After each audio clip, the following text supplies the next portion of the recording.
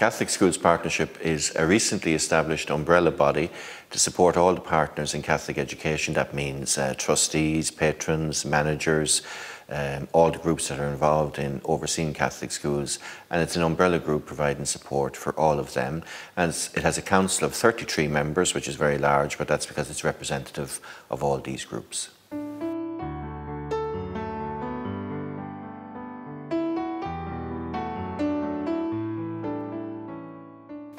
The position paper launched on the 6th of April by the Catholic Schools Partnership is a very significant paper, and we look upon it as a very serious contribution, we hope, to the Irish educational discourse and conversations and dialogue about the future of schools in Ireland. It's obviously about Catholic schools, both at primary and at post-primary level, and we'd like people to read it. A lot of thought and consultation has gone into it, and it's very deliberately a position paper. It's not stating a policy for the future, and it's asking people to respond. So we would really seriously invite people to respond, to engage with the process. There's a lot of very rich ideas in the paper, and we'd like people to think them through further.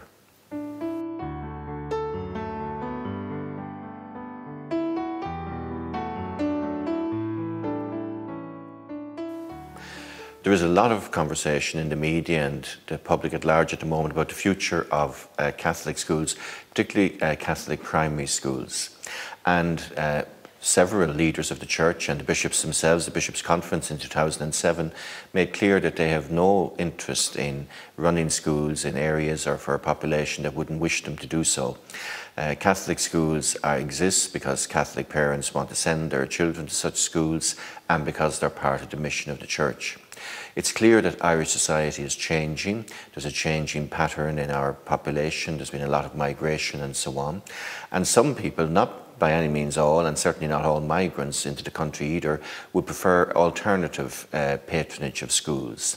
And the Church has made clear that where there is local demand for that, that it would be willing to participate in a process where that might come about. It needs to be very clearly understood, though, and this is a critically important issue, that this is a bottom-up process. It is not top-down. A bishop, as a patron, could never tell a local community that a particular school should be divested or given over to another patron. There will have to be parental demand on the ground, which is verifiable and measurable, and that has to be done in a way that makes sense, and we have to have processes in place that allow us to plan for this. And that's why the forum, announced recently by the Minister for Education and Skills, Mr. Quinn, is so welcome. The forum is led by people of very high calibre, will lead the advisory group, and they will plan with the rest of us in dialogue and partnership to plan a way forward, to come up with criteria and parameters within which local communities could reflect upon the future. What's deeply unhelpful in this process is that there's no point in anyone coming up with any figure about the number of schools that might be divested. The figure of 50% has got lodged in the public mind maybe. Nobody can say what the outcome will be. I could say it might be 10%, many people have said that to me, but nobody knows at all. My guess is as good as yours or as good as anybody else's. The reason we don't know is because this is a voluntary operation. It involves a huge amount of local consultation, and it can only be agreed between all the stakeholders. Therefore, no one can project nationally what the outcome will be. What we want is good local interaction on this issue, and putting figures out there about the final outturn is not helpful, because what it tends to do is it destabilises people in Catholic schools at the moment. They feel, some of them, when they hear these figures, that they might be asked to transfer patronage against their will. That will never happen. The Minister, in fairness, has made that clear, as have other government spokespersons. This is a voluntary process, and we'll have to engage people. Nothing can be imposed from above.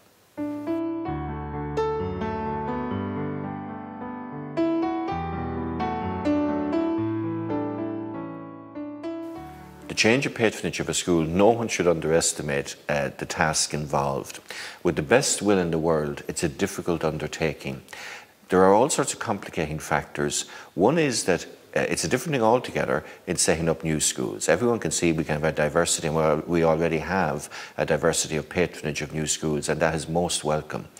But where a school is historically embedded in a community, you know, generations of people from that community might have went to that school, a huge amount of money went into that school, not least from the parish. There's been a very significant transfer from parishioners' contributions over the years to primary schools, to national schools in various localities.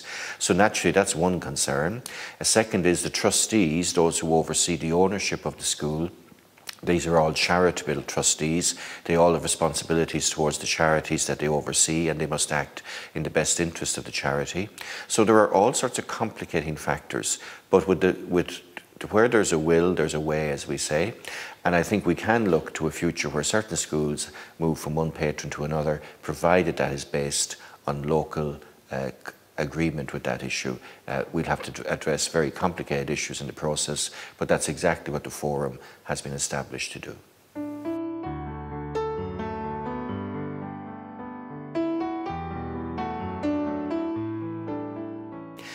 At the moment, the Catholic Schools Partnership is involved in a major process of consultation. The position paper we launched recently is a key part of that. That's why I invite people to participate by responding to that if they see fit to do so. We have undertaken and are continuing, it's not yet complete, further qualitative research to try and understand more deeply parental approaches and understandings of school patronage and why people go to the schools they do, why do parents choose certain schools.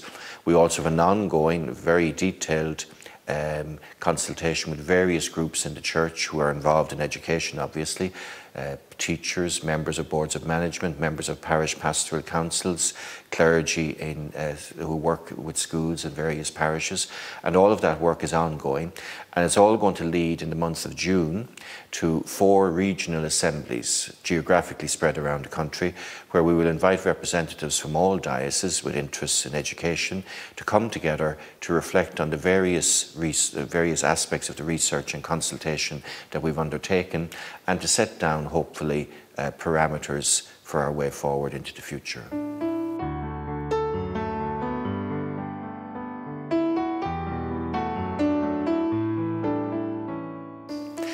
The position paper is available on catholicbishops.ie, so that's a good place to access it. There's a lot of comment on it in the paper as well, but please go to catholicbishops.ie to find the text.